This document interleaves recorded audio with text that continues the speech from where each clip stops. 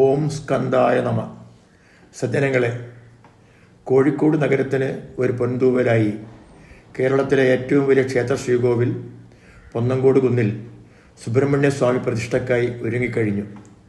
ഭക്തജനങ്ങളുടെ വളരെക്കാലത്തെ ആഗ്രഹമായ ശ്രീ സുബ്രഹ്മണ്യ സ്വാമി വിഗ്രഹ പ്രതിഷ്ഠ 2024 മെയ് 20 തിങ്കളാഴ്ച എടവം രാശിയിൽ കാലത്ത് 6:30-നും 7:45-നും ഇടയിലുള്ള ശുഭമുഹൂർത്തത്തിൽ ആചാര്യശ്രേഷ്ഠൻ ക്ഷേത്രം തന്ത്രി ബ്രഹ്മശ്രീ തരണനല്ലൂർ പടിഞ്ഞാറേമന പത്മനാഭൻ നമ്പൂതിരിപ്പാടിൻ്റെ മുഖ്യ കാർമ്മികത്വത്തിൽ നടത്തപ്പെടുകയാണ്.